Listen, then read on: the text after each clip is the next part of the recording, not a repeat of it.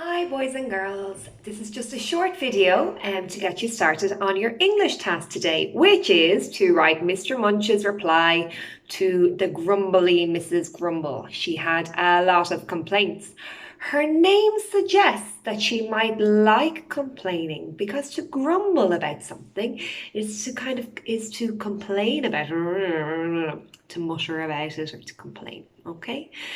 So you need to decide. You need to imagine that you are Mr. Munch and that you're reading Mrs. Grumble's letter.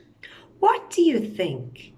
Mrs. Grumble has been to your restaurant before, so what opinion do you have of her?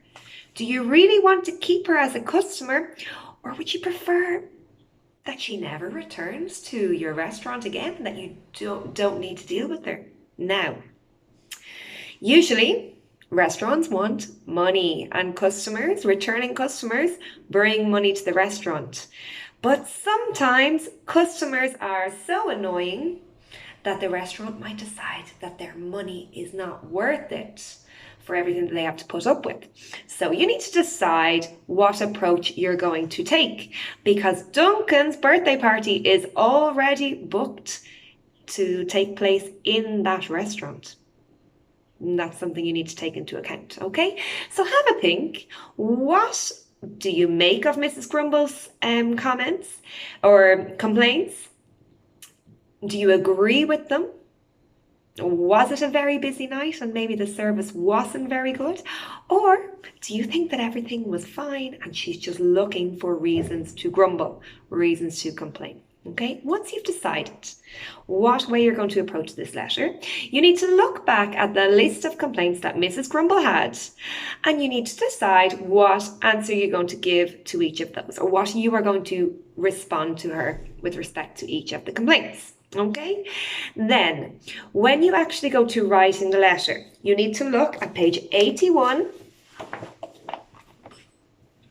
Okay, to familiarize yourself with the format of a formal letter. Okay, so you can see that the sender's address is up here. Now, Mr. Munch is sending the letter, so you will use this address as the sender's address, and he's writing the letter to Mrs. Grumble, so Mrs. Grumble's address can go here. Okay, now you would then write, Dear Mrs. Grumble. And in the first paragraph, you give the reason. Usually when you're writing a letter, you state the reason why you're writing the letter, okay? So you are replying to her letter of complaint dated the 1st of April, 2003. Oh my goodness, 17 years ago. Anyway, this book is old. So you are responding to her letter dated the 1st of April, which was April Fool's Day. And then in the second paragraph, third paragraph, fourth paragraph, you address her complaints. So you respond to her complaints, okay? If complaints are connected, you could you could deal with them in the same paragraph. Otherwise, I would suggest using a new paragraph for each complaint. So the best way when you're using your copy to start a new paragraph is to skip a line and then start the new paragraph on the next line. Okay, that's the best way.